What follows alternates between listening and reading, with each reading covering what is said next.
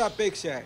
शेवटी आज जनता एवढ्या ताकदीनं रस्त्यावर उतरते, हे राजकीय आंदोलन नाही आहे, किंबहुना हे शेतकऱ्यांचं आंदोलन आहे। ह्याला राजकीय कलर न देता मुख्यमंत्र्यांनी हिंदी भाषेच्या संदर्भात जसं 2 पावलं मागे जाण्याची भूमिका घेतली, तसं यात सुद्धा घेतली तर हरकत नाही। मला वाटतंय शेतकऱ्यांचा हिताचा निर्णय घेतला तर आपली माघार होत्या असं सरकारनं समजू नये।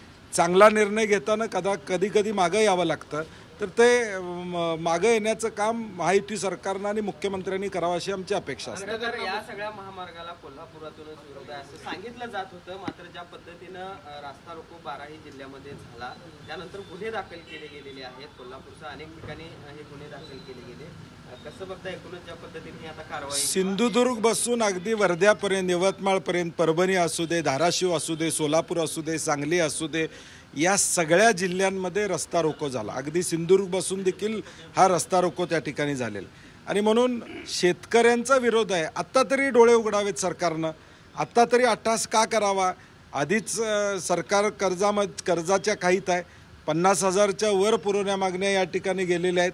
1 लाखाच्या पुढं आता म्हणजे बजेटरी तरतूद नसताना 1 लाखाच्या पुढची योजना सरकारनं त्या ठिकाणी जाहीर केलेल्या आहे आणि म्हणून हा महाराष्ट्राला आर्थिकदृष्ट्या खाईत नेणारा, दिवाळखोरीकडे नेणारा हा शक्तीपीठ नको अशी आमची भूमिका आहे। खरं तर विठ्ठल आहे तो शेतकऱ्यांनी दिलेले अर्थात, मनापासून दिलेले अर्थात ऐकतो।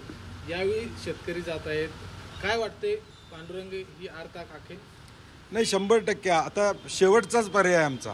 आम्ही पहिला मोर्चा कोल्हापूरमध्ये 1.5 वर्षापूर्वी काढला, राज्याची बैठक घेतली, आझाद मैदानावर एक मोर्चा काढला, विधिमंडळात विधानसभा असू दे, विधान परिषद असू दे, इथं आवाज उठवला।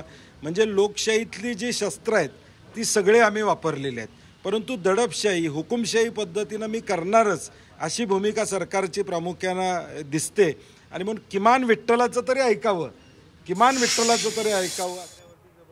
तर शक्तीपीठ महामार्ग नको अशी आक्रमक भूमिका सतेज पाटील यांनी व्यक्त केलेली आहे।